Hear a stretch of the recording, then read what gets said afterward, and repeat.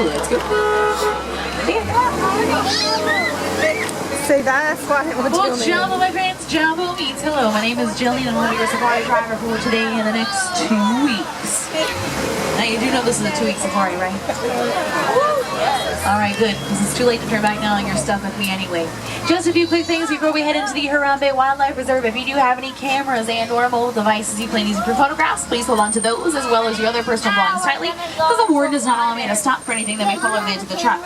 Take a look above your heads. We have animal spotting guides there for you. Those are all the animals we could potentially be seeing over the next couple of weeks. Now, we may not necessarily see every single one, but again, we're going to be here for a while, so there's a good chance that we will see most. I ask that everyone does remain seated at all times, keeping your hands, arms, feet, and legs inside the truck at all times as well, because we're going to be moving by some brush with some pretty big thorns. Is this anyone's first time? Oh, sorry. Oh, good. Mine too.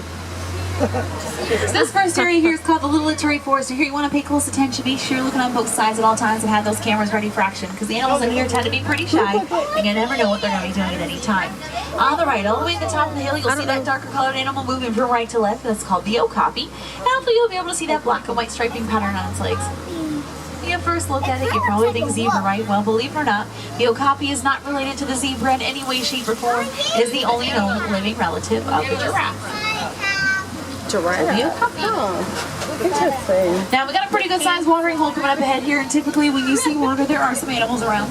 Every once in a great while, I do catch a glimpse of a black rhino, although it's not very often. There are only about 5,000 black rhinos left in the world today, and that is due to poaching. But check it out. On the left, all the way in the back. Can everybody see the black rhino? Yep. Right up against the wall there on the left. Pretty cool, right? Chewing on some grasses. Yeah, we don't see them very often, so we're pretty lucky to see it. So black rhino, they get to be about 2,000 to 3,000 pounds. Despite their size, though, they can run all the way up to about 35 miles per hour. So they're big, but they can run pretty fast. How cool is that? So we'll have to see a black rhino. We'll keep an eye out for some more. But like I said, we don't see them very often. Now people look at it on both sides. Because again, the animals are pretty shy. And they're pretty good at camouflaging themselves and hiding behind the brush. So we have to pay extra careful attention. I think I saw some movement a little bit, so I'm going to keep an eye on it ahead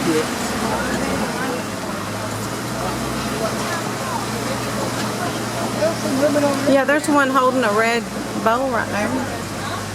Alright, so coming up on the left-hand side is a pretty tall black and white bird called the saddle-billed stork. It gets its name from the yellow saddle-shaped patch on its bill. They get to be about 5 feet tall with a wingspan of between 8 and 9 feet, which is about as wide as this truck, so they get pretty big. Alright, so fantastic luck here in the Ituri Forest, especially with seeing that black rhino. But now it's time to change things up a bit and head to this next ecosystem called the Safi River. And this just so happens to be one of my personal favorites. Can any of you tell me what kind of animals you think you'll be seeing here in the Safi River? Crocodile. Alright, I hear some really good ones back there. We're going to go ahead and see if you guys are right. Alright, here's some other good ones. So we got some water up here, which is usually good signs. To keep an eye out there. Now, occasionally I do see some hippos, so we'll keep an eye out for them. Hippos aren't really much of swimmers. They pretty much just sink down into the water. They can hold their breath for up to 8 minutes at a time. Once fully grown, especially the males, they can get all the way up to 5,500 pounds. So hippos get pretty big.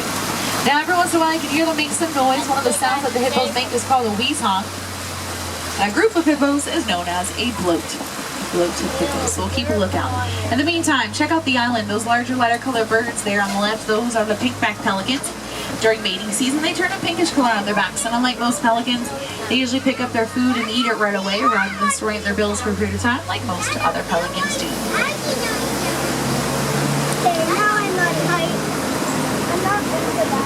Oh, I'm sorry. Yay.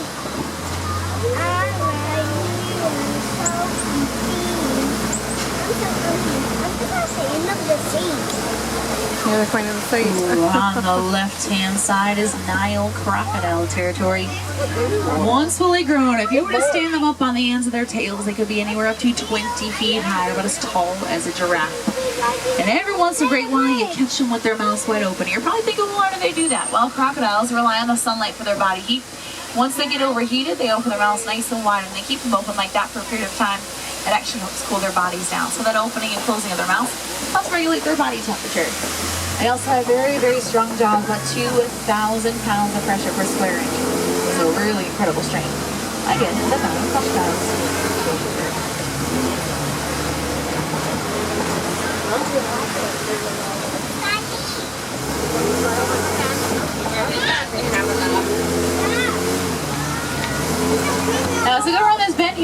to take a look to the right. We've got a pretty big tree coming up. You can't miss it. This here is a baobab tree.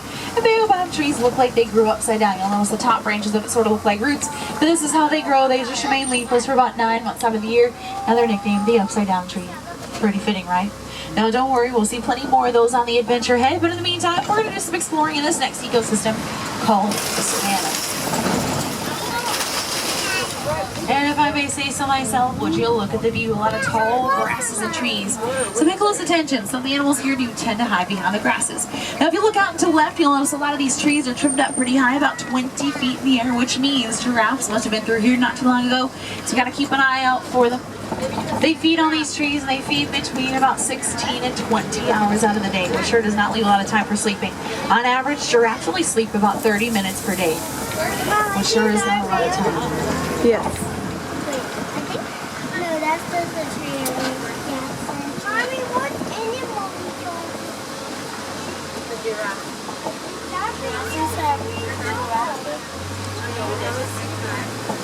You got silly looking trees.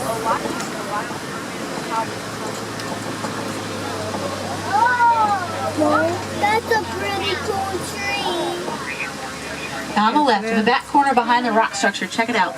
I'm gonna go by slow. I want everybody to get a chance to see them. Those are spotted hyenas. Neat thing about them is that the lowest ranking female is ranked higher than the highest ranking male. So females are pretty dominant when it comes to hyenas. They do make a wide variety of sounds, one of which does sort of sound like laughter. So spotted hyenas. On the left coming up, we got two different animals. First of all, the light brown ones with the pointy horns. The bigger ones, those are the Patterson Zealand, the largest of the antelopes. Pretty strong and muscular creatures as well. Without a running start, they can actually jump about 6 to 8 feet in the air. So pretty impressive considering their size and the fact that they don't even need a running start beforehand. The little ones in front here, the more colored ones, light brown, dark brown, and white, those are the springbok. They get their name because they kind of spring up in the air through this process called pronking, which is running and jumping at the same time. When they do so, they can get all the way up to 10 feet in the air. So they're little, but they can jump really, really high, even higher than those Patterson Zealand. On both sides of these tall structures, kind of red and orangey in color. Anybody know what made these? Termite mounds. Termites, fantastic. Termite mounds made of all the dirt and secretion by the termites, similar to a saliva. Hardens and creates these termite mounds. Now they're pretty popular among elephants. They like to use them as scratching posts. Eventually they get worn down, like when you see there to the right. And antelopes like to stand on top of those like stepping stools. They can peer over the tall grasses and look for predators. So there's a couple of different purposes. Now I think I see some movement up ahead, so we're going to keep moving along, try and get as close to those animals as we can. A whole bunch of them out there. So coming up on the right, you can start looking out there. First of all, that big group of gray animals, those are the white-bearded wildebeest, part of the largest migration in Africa. Each herd of them can be anywhere between about 10 to 1,000. They migrate in groups of up to 1.5 million, which is a lot of wildebeest at one time. They travel for big distances too, about 500 to 1,000 miles. And also known as the News, spelled GNU, because the news sound they can run up to 50 miles an hour. They set themselves up in rows at night and they sleep that way. That allows them to have a quick escape route because danger approaches them in the middle of the night. So the wildebeest are pretty smart too. Now these animals with the great big horns, these are the Ankole cattle, also known as the Watusi cattle, named after the Watusi tribe that domesticated them. They're the only domestic animal here on the reserve, and believe it or not, those horns aren't quite as heavy as they look. They're semi-hollow with a honeycomb structure inside, and that acts as a cooling system for them. But at the base of the horns, that point closest to their heads, they get all the way up to 20 inches in circumference, so those horns get absolutely huge. You'll notice some of them are much, much bigger than others. We've got some stray springbok all the way in the back there too. Big one up there.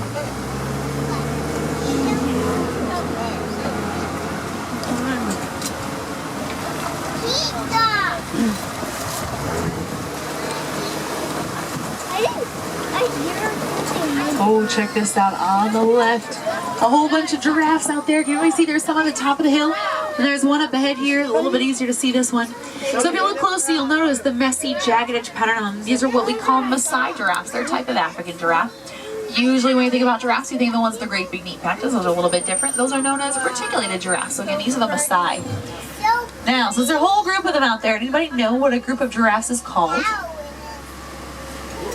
Any ideas? It's called a tower. A tower of giraffes. Suits them well, doesn't it? Pretty good view on too. There's supposed to be called. So we saw a tower of giraffes. Alright, so let's keep on going here. This next area is called Monkey Point. Monkey Point is where elephant territory begins. It's also where the mandrills hang out. Mandrills are the largest and most colorful monkeys. Both males and females have a red and blue coloring on their noses. Males have that coloration on their backsides as well, and that's sort of how we tell the difference between the two, although males are usually much bigger than the females. So we'll keep an eye out for both in here, so make sure you're looking on both sides. Now, oftentimes the mandrills are a little bit tough to spot. They're very dark gray in color, so they often blend in with some of the trees in the brush, but we'll keep a lookout. Again, keep a looking on both sides as we go through Monkey Point here. I see a log down in the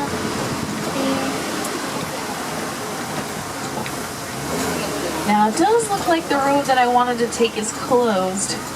So unfortunately, we're going to have to reroute a little bit, and hopefully this other path gets us to where we need to go, because if not, you guys are going to be in charge of directions, because I don't know my way around Africa. I hope you do.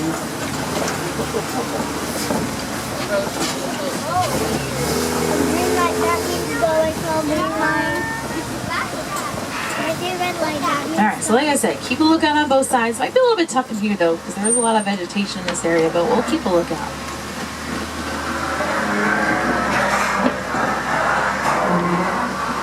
Ooh, everyone, lean to the right. Quickly, everyone, lean to the right. Ooh. That is the last time I ever take this road. You guys are supposed to warn me about these things. Okay, we made it, that's all that matters, but let's get out of here. Ooh, that was a close one. Alright. Let's try to take our minds off of what just happened. It looks like we're going through a clay pit here, which was safer than that bridge we just crossed. But if you start looking to the right, you'll be able to see some tusk marks in the clay, which means you've got to keep an eye out for some elephants. They actually eat this clay. It's like one great big vitamin for them. And when it comes to the elephants, males are usually solitary. They hang around by themselves. Females, on the other hand, stick around in groups along with the young ones. And once the young males get to be about 13 years of age, the females kick them out of the group. Teenage males, I'll tell you. Now, both males and females have tusks, so we can't differentiate them just by their tusks. Although, unfortunately, they do pose a problem for the elephants. Similar to the black rhino that we caught a good view of a couple days ago, poachers are after the elephants as well because of their ivory tusks. And every once in a while you catch them flocking their ears around. They usually do that to keep themselves cool. Other times we find them picking up dirt or water or mud at their trunks. They throw it on top of themselves. Those are some other ways that they cool themselves down as well. Hey, if you look to both sides, we got some more of those funny looking baobab trees for those of you baobab fans. I know I'm one. In the meantime, just kind of take in the sights and sounds of the savannah here. look at thorny upside down trees. I like these ones that hold upside down trees.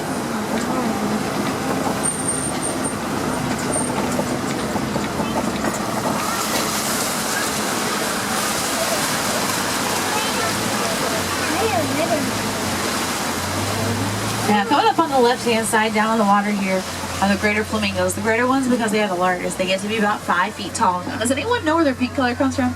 Oh, the shrimp. Shrimp, absolutely. Brine shrimp is one of the main components of their diets, and that's where the pink pigmentation comes in.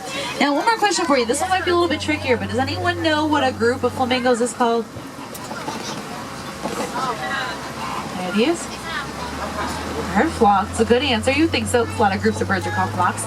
Not in the case of the flamingos, though. It's actually called the flamboyance. Flamboyance of flamingos. Kind of cute, right? If you look out to the left, beautiful view.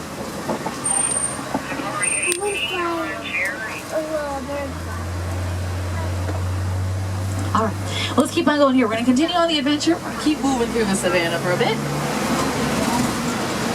Now, it looks like we've got some pretty big mud wallows up ahead, which means we've got to keep an eye out for some rhinos. They love rolling around in the mud, especially when it's warm out, so they keep themselves cool. The rhinos that we're looking for are the white rhinos, much bigger than the black rhinos. These are about 4,000 to 5,000 pounds once fully grown, so almost double the size of the black rhinos. They also have very, very wide mouths. Comes from the Afrikaans white rhino, meaning wide, so it's really about the shape of the mouth and the size that differentiates them from the black rhino. They really are all the same color. They're all gray. So color has nothing to do with the rhinos themselves. White rhinos have also a very flat, their mouth is not only wide, but it's flat, used for grazing, eating vegetation close to the ground. Black rhinos, small mouth, triangular shape, for stripping leaves off of trees and brush. These dark brown animals here on the left-hand side, these are the bontebok. There used to only be about 20 of them in the world, but humans intervened because there were so few of them. Now there are plenty of bontebok on reserves today. Unfortunately, they are still extinct in the wild, but funny enough, their name means party goat. Bonta means party and bok means goat, so they're the party goats. But One of my these are favorites. still I love alive bontebok. here. Now, really quick, since we talked about the rhinos, and we're going to keep an eye out for them still, anybody know what a group of rhinos is called? Because one time I asked a truck, somebody told me dangerous, and somebody else said a problem. True story, by the way. Anybody know what it's really called? Oh, I heard crash. Animal expert. Absolutely. Crash of rhinos. Kind of neat, right? Almost as exciting as the flamboyants of flamingos. Oh, alright. So coming up on the left, all the way at the very far end here, I see two cheetahs. Top of the hill. Everybody see them? Laying right next to each other. So I go by kind of slow so everybody has a chance. All the way towards the front, the far end of this hill here at the top, there are two cheetahs laying down. Fastest land mammals running up to speeds of about 70 miles per hour. Unlike most wild cats, they're known to be day hunters rather than night hunters, and that's because of their very keen eyesight. So it's much more uncommon to see them at night, because that's usually their resting time, but to be honest, they're pretty tough to spot, no pun intended, regardless of the time of day. The cheetahs. Alright, now once we go to the top of this hill,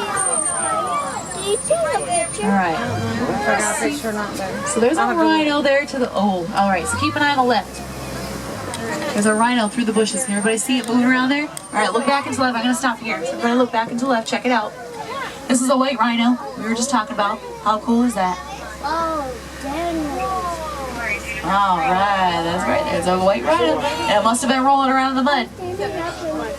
Because it's got mud all over it except for the top, so it was rolling in the mud. Alright, so we got to see a white rhino after all. We'll keep an eye out for some more, but that was pretty cool. Now, keep an eye on both sides, because you never know what's going to be coming through here, although, I think I see something. Alright, so we got a couple of different animals here. So first of all, we're going to go right past some zebras. Known for their very strong back kicks, so strong could actually break the jaw of a lion. So really incredible how are their back legs. And on the left, at the very far end of the rock structure, everybody see the female lioness? Pretty neat, right? So lions are pretty lazy. They're inactive for about 18 to 20 hours out of the day. And believe it or not, females are the dominant hunters of the group. The males are usually the ones that stay back along with the rest of the pride and watch over them. So we'll keep a listen out as well, because they're usually very, very early in the day and very late in the day. They get a little bit vocal, so we'll listen for them anyway. You can actually hear lions roar up to about 6 miles away, which is pretty incredible. So far I see a female lioness. We'll keep an eye out for some more, so don't worry. Keep a look out there. So far, up close with some zebras here. Two zebras right here. Oh, take a look. There's a male up there. Everybody see him? Oh, and the female's looking right at us. Check her out. She's smiling. Take my picture, she says. Oh, and there's a male and a female up ahead here too. So I'm going to pull ahead a little bit. Oh, check them out. Beautiful view of them as well, and the sun's right on his face. How beautiful is that?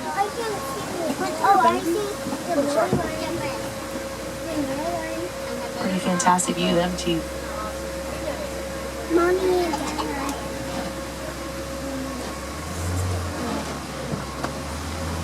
Alright, excellent views of lions.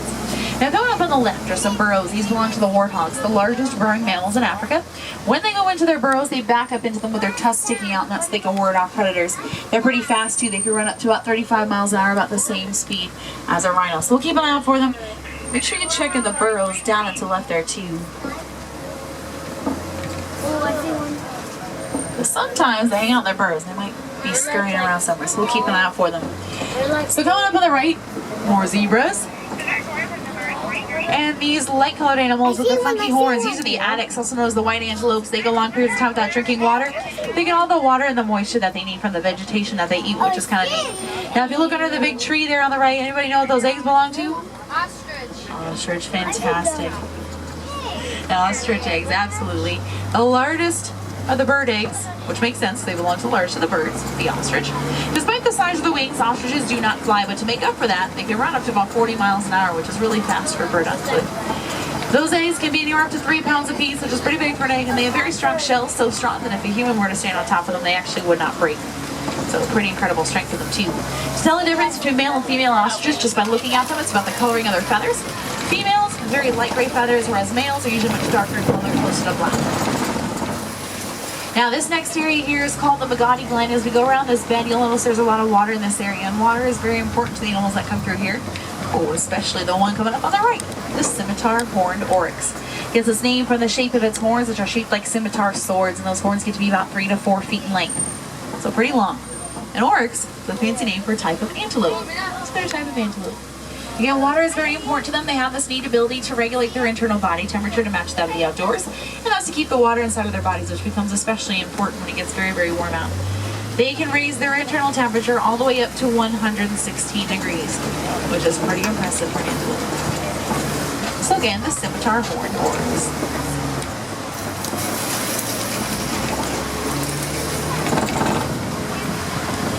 Now that just about takes us to the end of the adventure. Time sure does fly when you're having fun. Had a great time with you all. I hope you did too. But it sure did not feel like a whole 2 weeks, but more like 19 minutes and 47 seconds if you ask me. But it's about that time that I get you back to the nearest horn post. Now if by any chance you did not see some of your favorite animals over the last 2 weeks, and I really hope you did because we saw some pretty fantastic ones. Had a pretty fantastic view with some giraffes and lions. But if not, Hakuna Matata, no worries. You know what that means. You gotta go back and see us again. There's no two safaris here are ever the same animal. We make sure of that. So come on back and visit. We'd love to have you. And who knows, you might just see something you haven't seen before. We here at Kilimanjaro Safaris do not like to say goodbye. Instead, we say the Swahili word kwaherini, which means to go well. Can you all say kwaherini? Kwaherini. Fantastic. We also like to say asante sana, which does not mean squash banana. You know that song, Asante Sana, squash banana? It means thank you, because we really appreciate you all coming out here experiencing the animals with us, because it sure is no fun going on a 2 week safari alone. Okay, well, it is. But it's much better having a whole group of folks to go along with you. Job board.